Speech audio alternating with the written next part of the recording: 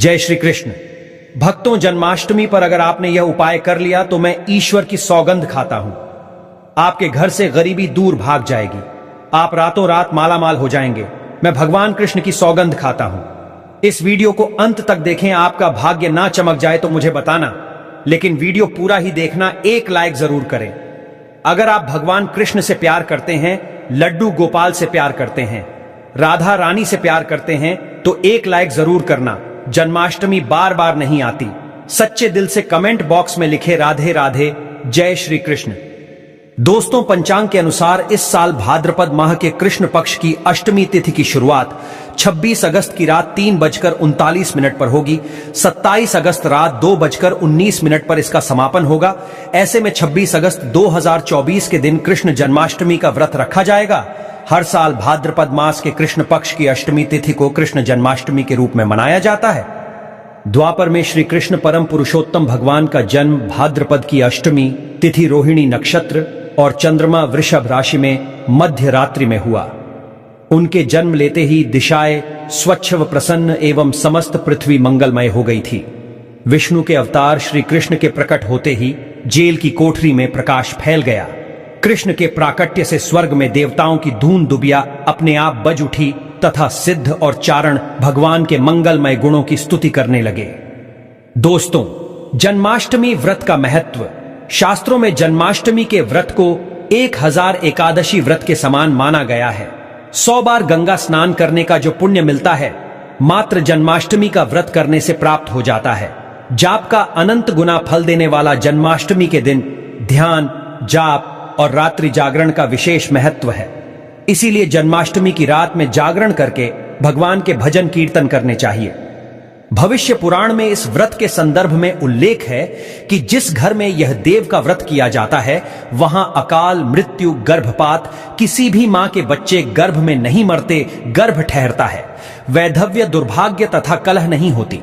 जो एक बार भी इस व्रत को करता है, उसे श्री कृष्ण का आशीर्वाद प्राप्त होता है। वो प्राणी संसार के सभी सुखों को भोग कर विष्णु लोक में निवास करता है। जन्माष्टमी पूजन विधि। हिंदू धर्म में भगवान श्री कृष्ण की पूजा सभी संकटों से निकालकर सुख, समृद्धि और सौभाग्य का वरदान देने वाली मानी गई है। जन्माष्टमी के दिन प्रातः जल्दी उठकर स्नान आदि से निवृत्त होकर स्वच्छ वस्त्र धारण करें। इसके बाद पूर्व या उत्तर की ओर मुख्य करके व्रत का संकल्प लें। अगर नॉर्थ ईस्ट में भगवान कृष्ण को लगाया जाए तो आप अपने जीवन में धर्म युद्ध में खड़े हैं, कर्म क्षेत्र में खड़े हैं, तो वहां आपकी जीत सुनिश्चित है और आपकी जितनी भी परेशानियां हैं उन्हें कान्हा दूर कर देते हैं। माता देवकी और भगवान श्री कृष्ण की मूर्ति या चित्र पालने में स्थापित करें।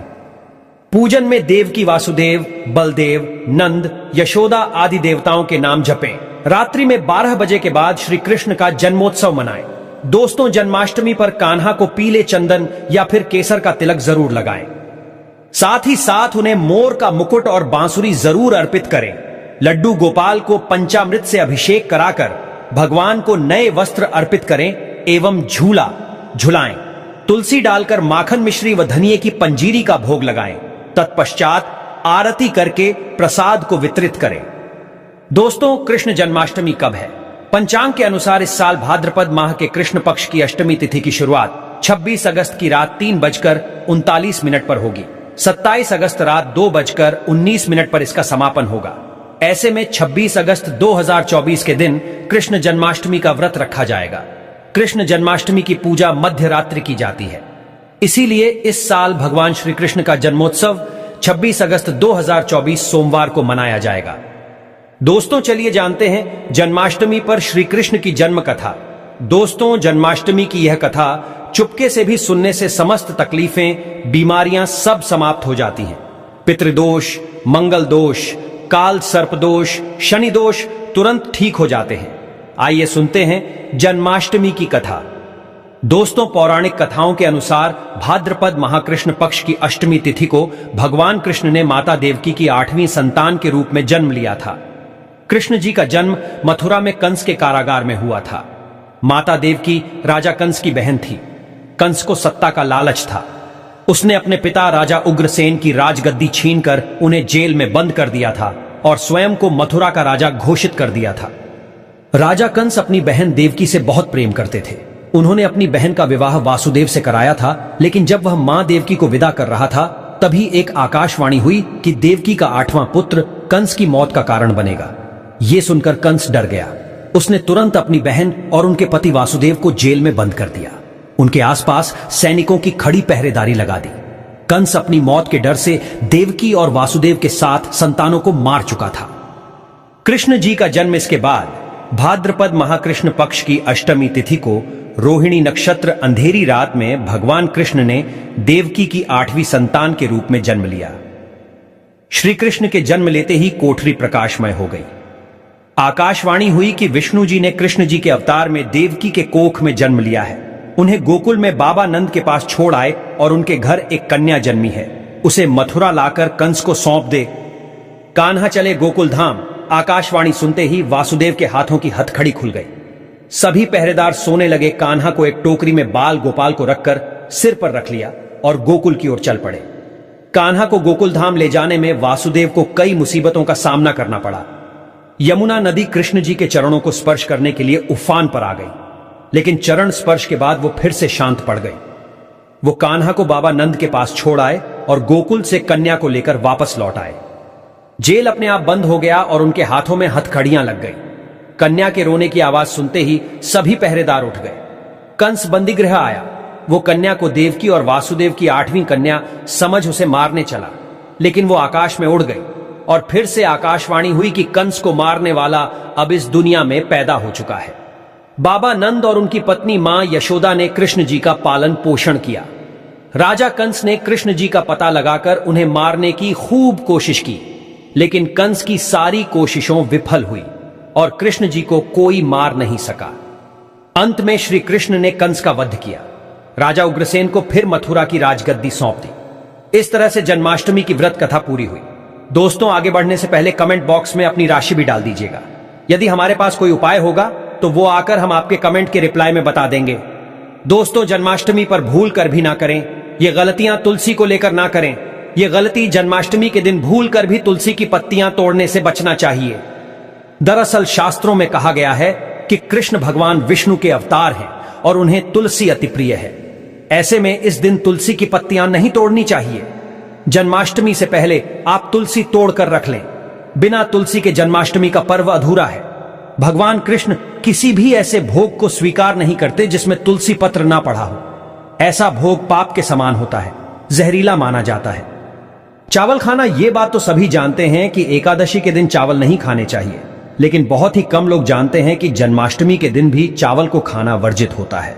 चाहे आप व्रत रखें या ना रखें, लेकिन जन्माष्टमी के दिन चावल खाना शुभ नहीं माना जाता। तामसिक भोजन, जन्माष्टमी के दिन तामसिक भोजन वर्जित माना जाता है। ऐसे में इस दिन मांस, मदिरा, प्याज और लहसुन नहीं खाना चाहिए। इस दिन गलती से भी लहसुन प्याज का खाना कभी मत बनाना, क्योंकि राहु केतु के कारण ही लहसुन प्याज की उत्पत्ति हुई है और भगवान विष्णु और राहु केतु के बीच में भीषण शत्रुता होती है। अनादर करना, भगवान कृष्ण के लिए सभी भक्त एक समान होते हैं। ऐसे में इस दिन किसी भी व्यक्ति का अनादर करने से बचना चाहिए। एक बार भगवान कृष्ण के भक्त ने एक व्यक्ति का अपमान कर दिया था। उसी क्षण भगवान कृष्ण ने अपने भक्त को श्राप दिया था। इसीलिए किसी का भी अपमान ना करें। गाय को सताना, गाय भगवान कृष्ण को बहुत ही प्रिय है, क्योंकि कृष्ण अवतार में उनका पालन पोषण एक ग्वाले के घर में हुआ था। ऐसे में जन्माष्टमी के दिन किसी भी गाय और बछड़े को भूल कर भी नहीं सताना चाहिए। भगवान कृष्ण गाय को सबसे प्रिय मानते हैं। गाय माता को सबसे ज्यादा प्यार करते हैं। इसीलिए गाय को इस दिन रोटी, फल वगैरह मिठाई अवश्य खिलाएं। जन्माष्टमी के दिन केवल सात्विक खाना खाएं। जन्माष्टमी व्रत में दूध और दही जरूरी है। व्रत के दौरान ताजे फलों के शेख, लस्सी, छाछ या दूध का मजा ले सकते हैं। नारियल पानी पी सकते हैं। जन्माष्टमी के दिन पेड़ों को काटना भी अशुभ माना जाता है। श्री कृष्ण हर चीज में बसते हैं और हर चीज उनमें बसती है, बल्कि हो सके तो इस दिन ज्यादा से ज्यादा पेड़ लगाने चाहिए। इससे घर और परिवार में सुख और शांति बनी रहती है। भगवान कृष्ण सदा पीपल के वृक्ष में रहते हैं।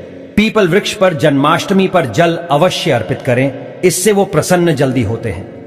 दोस्तों, जन्माष्टमी के दिन ब्रह्मचर्य का पालन करना अनिवार्य होता है। इस दिन पूरे पवित्र मन तन से भगवान की पूजा करनी चाहिए। कम से कम इस दिन पत्नी से दूर रहना चाहिए। जो पति पत्नी जन्माष्टमी पर एक दूसरे से दूर रहते और संयम और नियम का पालन करते हैं तो उन्हें एक सुशील और सुंदर पुत्र की प्राप्ति होती है। ऐसे बालक का मुख भगवान कृष्ण की तरह होता है और शरीर भगवान कृष्ण की तरह कोमल होता है। जो लोग इस दिन व्रत रखते हैं तो उन्हें रात में 12 बजे से पहले अपना व्रत नहीं खोलना चाहिए। उससे पहले व्रत खोलने से पूजा का फल नहीं मिलता है और व्रत भी अधूरा माना जाता है। जन्माष्टमी पर करें इन मंत्रों का जाप, भगवान कृष्ण की कृपा से आपकी समस्त गरीबी दूर हो जाएगी। आप धनवान हो जाएंगे, मालामाल हो जाएंगे। आपके घर में राधा रानी की कृपा बरसेगी, माता लक्ष्मी की कृपा बरसेगी। दोस्तों, श्री कृष्ण मंत्र ओम क्लीम कृष्णाय नमः। भगवान श्री कृष्ण के इस मंत्र का जाप करने से धन धान्य की प्राप्ति होती है। ऐसे में जन्माष्टमी के विशेष अवसर पर इस मंत्र का जाप करने से साधक को शुभ फलों की प्राप्ति होती है। हरे कृष्णा कृष्णा कृष्णा हरे हरे, हरे राम राम राम हरे हरे करने से भगवान कृष्ण के कान खड़े हो जाते हैं। वो भक्त की पुकार अवश्य सुनते हैं। कम से कम इसका जाप 21 बार अवश्य करें या 108 बार भी आप कर सकते हैं। बहुत ही शुभ माना जाता है। दोस्तों, जन्माष्टमी पर जो स्त्री भगवान लड्डू गोपाल को झूला झुलाती है उसे अनंत काल तक बांझपन का सामना नहीं करना पड़ता है। भगवान लड्डू गोपाल की कृपा से ऐसी स्त्री को सुंदर पुत्र की प्राप्ति होती है। दोस्तों, जन्माष्टमी पर मोरपंख अवश्य लाएं और मंदिर में स्थापित करें। भगवान कृष्ण की बंसी जन्माष्टमी पर अवश्य लेकर आए। अगर आप व्रत रख रहे हैं तो भगवान लड्डू गोपाल के खिलौने आदि जरूर लेकर आना, इसे लाना मत भूलना। और जन्माष्टमी पर कौड़िया आप ला सकते हैं, भगवान कृष्ण की स्थापना कर सकते हैं। इस दिन गलती से भी किसी भी व्यक्ति को गिफ्ट के तौर पर भगवान कृष्ण को उपहार में कभी मत देना, इससे घर की लक्ष्मी रुष्ट हो सकती है। जन्माष्टमी पर सोने, चांदी, तांबा, पीतल की खरीदारी कर सकते हैं, शुभ माना जाता है। जन्माष्टमी पर पालना अवश्य लेकर आना, इसमें लड्डू गोपाल जी झूला झूलेंगे। दोस्तों, जन्माष्टमी पर तुलसी माता के सामने भगवान कृष्ण के 4 नाम जैसे गोपाला, गोविंदा, देवकी नंदन और दामोदर पुकारे और साथ ही ओम नमो भगवते वासुदेवाय नम मंत्र का जाप करें। ऐसा करने से सभी समस्याएं दूर हो जाएंगी। माता तुलसी आपके घर को धन धान्य से भर देंगी। जन्माष्टमी के दिन भोग में मक्खन के साथ तुलसी दल जरूर डालें और वो भगवान कृष्ण को अर्पित करें। दोस्तों, जन्माष्टमी के शुभ अवसर पर करें नमक का विशेष उपाय। दोस्तों, मैं ईश्वर की सौगंध खाता हूं। नमक का यह उपाय करने से आपके समस्त पाप नष्ट हो जाएंगे, गरीबी दूर हो जाएगी, आपकी नौकरी लग जाएगी। संतान प्राप्त हेतु व्यापार चलाने के लिए भी यह उपाय जरूर करें। दोस्तों, हम भी नमक का यह उपाय जरूर करते हैं। मैं ईश्वर की सौगंध खाता हूं। अगर आपने यह उपाय कर लिया तो आपको करोड़पति होने से कोई नहीं रोक पाएगा। भगवान कृष्ण का विशेष आशीर्वाद मिलेगा। आइए जानते हैं नमक का विशेष उपाय। दोस्तों, उपाय है एक नमक का पैकेट, 50 ग्राम सूखी लाल मिर्च, 500 ग्राम चावल, 100 ग्राम उड़द की दाल, 250 ग्राम आटा और 11 रुपए की दक्षिणा तथा एक पानी की बोतल और 5 रुपए के काले तिल। बस इतनी सी सामग्री एक थैली में एकत्रित कर ले। दोस्तों, उसके बाद किसी भी गरीब बुजुर्ग या गरीब महिला को चुपके से दान दे दे और पीछे मुड़कर ना देखे, घर को वापस चले आए। दोस्तों, आप यकीन मानो, गुरु परंपरा से प्राप्त यह महा उपाय आपकी काया पलट कर रख देगा। दिन दुगनी रात चौगुनी, आप तरक्की करेंगे। दोस्तों, ये उपाय हम भी जरूर करते हैं। महापुस्तक और शास्त्रों में लिखा महा उपाय आज हम आपको बता रहे हैं। यह उपाय जन्माष्टमी के दिन जरूर करें। मैं ईश्वर की सौगंध खाता हूं, आपका भाग्य उदय हो जाएगा। दोस्तों, यह उपाय मैं हर जन्माष्टमी के दिन जरूर करता हूं। आप भी यह मौका हाथों से मत जाने देना। दोस्तों, आप जानते हैं लड्डू गोपाल के 7 प्रिय भोग कौन कौन से? भगवान कृष्ण को लड्डू गोपाल को 56 भोग से भी ज्यादा प्रिय है। यह 7 भोग, इन 7 भोगों के आगे 56 भोग कुछ भी नहीं। 56 भोग आप अपनी इच्छा अनुसार बना सकते हैं, परंतु यह 7 भोग श्री कृष्ण को अत्यंत प्रिय है। जन्माष्टमी के दिन भक्त भगवान श्री कृष्ण जी को लड्डू गोपाल जी को प्रसन्न करने के लिए 56 भोग समर्पित करते हैं। 56 तरह के पकवान बनाए जाते हैं और भगवान श्री कृष्ण जी को समर्पित किए जाते हैं। तो अगर आप 56 भोग समर्पित करते हैं तो इससे अच्छा तो कुछ है ही नहीं। 56 भोग हो सके तो आप जरूर समर्पित करें, लेकिन अगर आपके पास इतना समय और सामर्थ्य नहीं है कि आप 56 भोग समर्पित कर पाए तो फिर ऐसे में क्या करें जिससे कि हमारे कृष्ण भगवान, हमारे लड्डू गोपाल प्रसन्न हो जाए। देखिए, 56 भोग के समान ही 7 चीजें हैं जो लड्डू गोपाल जी को अति प्रिय है। तो हम वो 7 चीजें लड्डू गोपाल जी को भोग स्वरूप समर्पित करेंगे जो उन्हें अति प्रिय है, ताकि उन्हें 56 भोग जितना ही आनंद प्राप्त हो। अब हम जानेंगे कि वो कौन सी 7 चीजें हैं जो 56 भोग के समान ही भगवान श्री कृष्ण जी को प्रिय है। अगर हम वो 7 चीजें भगवान कृष्ण जी को भोग स्वरूप समर्पित करते हैं तो हमें 56 भोग के समान ही फल प्राप्त होता है। सबसे पहले तो जन्माष्टमी के दिन जब आप लड्डू गोपाल जी को भोग समर्पित करें तो कोशिश करें कि आप अपने घर पे बनी हुई चीजों का भोग समर्पित करें। बाहर की मिलावटी चीजों से बचने की कोशिश करें। और लड्डू गोपाल जी को जो चीज सबसे ज्यादा प्रिय है, हमारे कृष्ण कन्हैया लाल को जो चीज सबसे ज्यादा प्रिय है वो है माखन मिश्री। तो जन्माष्टमी के दिन आप लड्डू गोपाल जी के लिए मक्खन जरूर बनाएं और हो सके तो मक्खन घर पर ही बनाएं। 1 दिन की मलाई या 2 दिन की मलाई आप ले लीजिए और उससे आप अपने लड्डू गोपाल जी के लिए मक्खन बना लीजिए। तो देखिए यहां पर मैंने मक्खन बना लिया है और मक्खन में मिश्री डालकर अब हम लड्डू गोपाल जी को माखन मिश्री का भोग समर्पित करेंगे। तो पहले नंबर पर तो माखन मिश्री है, दूसरे नंबर पर फिर हम मेवे का भोग समर्पित करेंगे। आप मेवा पाक बना सकते हैं, मेवे की बर्फी बना सकते हैं, या जो 5 तरह के मेवे 7 तरह के मेवे इकट्ठे करके लड्डू गोपाल जी को भोग स्वरूप समर्पित कर सकते हैं।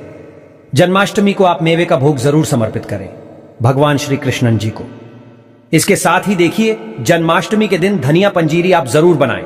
घर पर ही धनिया को भून ले, उसमें मीठा मिलाएं, ड्राई फ्रूट्स मिलाएं और धनिया पंजीरी बनाएं। धनिया पंजीरी का भोग भी भगवान श्री कृष्ण जी को अति प्रिय होता है और धनिया पंजीरी के भोग के बिना जन्माष्टमी के व्रत का पारण नहीं किया जाता है। तो धनिया पंजीरी का आप भोग जरूर समर्पित करें।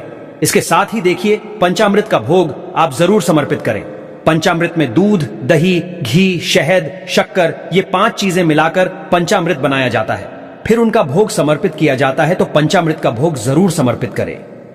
देखिए जब भी बच्चा जन्म लेता है तो सबसे पहले शहद उसको चटाया जाता है। तो शहद का भोग आप जरूर समर्पित करें। जन्माष्टमी के दिन, जन्माष्टमी जो है वो भगवान श्री कृष्ण जी का जन्म दिवस है। इस दिन भगवान श्री कृष्ण जी का जन्म होता है तो आप शहद उनको जरूर से जरूर समर्पित करें। उसके साथ ही भगवान श्री कृष्ण जी को खीरा अति प्रिय है। तो जन्माष्टमी के दिन आप खीरे का भोग जरूर समर्पित करें। और देखिए तुलसी भगवान श्री कृष्ण जी को अति प्रिय है। तुलसी के बिना भगवान श्री कृष्ण जी कोई भोग स्वीकार नहीं करते हैं। तो जो भी आप भोग भगवान को समर्पित करेंगे उसमें आप तुलसी जरूर रखें। तुलसी आप 1 दिन पहले ही तोड़ के रखें। जन्माष्टमी के दिन तुलसी नहीं तोड़नी है। 1 दिन पहले ही आप तोड़ के रख ले ताकि जन्माष्टमी के दिन जब आप भगवान श्री कृष्ण जी को, लड्डू गोपाल जी को भोग समर्पित करेंगे तो उसमें आप तुलसी जरूर रख दें। फ्रेंड्स, ये 7 वो भोग है जो भगवान श्री कृष्ण जी को अति प्रिय है।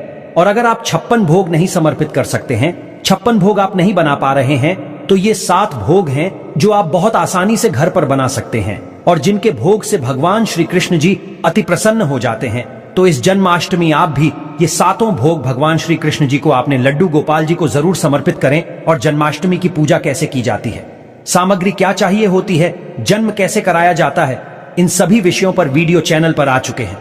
सभी का लिंक मैं आपको डिस्क्रिप्शन में दे दूंगा, उन्हें भी आप एक बार जरूर देखना। अब जानते हैं जन्माष्टमी पर वह ऐसा कौन सा फल है जिसे व्रत में खाने से व्रत टूट जाता है, खंडित हो जाता है। आइए जानते हैं। दोस्तों, जन्माष्टमी पर ऐसी मान्यता है कि आईने में अपना चेहरा देखने के बाद ही अष्टमी का व्रत खोलना चाहिए। बहुत ही शुभ माना गया है। इससे व्यक्ति को श्री कृष्ण की कृपा प्राप्त हो जाती है। दोस्तों, और जन्माष्टमी के दिन पत्नी से दूरी बनाकर रहना चाहिए। इस दिन भोग विलास नहीं करना चाहिए। ऐसा करने पर व्यक्ति को नर्क जाना पड़ता है। दोस्तों, माना जाता है कि जन्म अष्टमी के व्रत में व्रत रखने वाले व्यक्ति को नाशपाती का सेवन नहीं करना चाहिए। इस फल का नाम नाश यानी नाश करने वाला होता है। इसे आप किसी और दिन खा सकते हैं, लेकिन व्रत में कभी ना खाएं। भगवान कृष्ण को यह फल कभी अर्पित ना करें, इससे आपका व्रत भंग हो सकता है। दोस्तों, गाय को नहीं सताना चाहिए। भगवान कृष्ण गाय को अधिक प्रेम करते हैं। मान्यता है कि जन्म अष्टमी के दिन गाय के मस्तक पर हाथ लगाने पर या चूमने पर व्यक्ति को कई हजार गुना पुण्य की प्राप्ति होती है। ऐसा हर जन्माष्टमी के दिन हर व्यक्ति को करना चाहिए, क्योंकि इस दिन गाय के मस्तक पर अस्थायी रूप से श्री कृष्ण का वास होता है। दोस्तों, और जन्माष्टमी के दिन तुलसी के पत्ते नहीं तोड़ना चाहिए। माना जाता है कि खास जन्माष्टमी के दिन भूलकर भी तुलसी के पत्ते नहीं तोड़ने चाहिए, क्योंकि भगवान श्री कृष्ण को विष्णु का ही अवतार माना गया है और तुलसी को भगवान विष्णु अत्यंत प्रिय है। इसीलिए इस दिन तुलसी के पत्ते तोड़ना शुभ नहीं माना जाता। आप तुलसी के पत्ते पहले ही तोड़कर रख लें। दोस्तों, जन्माष्टमी पर लहसुन, प्याज, मांस, मदिरा का सेवन नहीं करना चाहिए। किसी का अपमान नहीं करना चाहिए। इस दिन किसी का अनादर या अपमान नहीं करना चाहिए। कथाओं के अनुसार भगवान कृष्ण के लिए सभी भक्त एक समान हैं, इसीलिए सबका सम्मान करें। दोस्तों, अगर जानकारी पसंद आए तो हमारे चैनल को सब्सक्राइब जरूर करें और इस बेल आइकॉन को दबाना ना भूलें। जय श्री कृष्ण, हैप्पी जन्माष्टमी।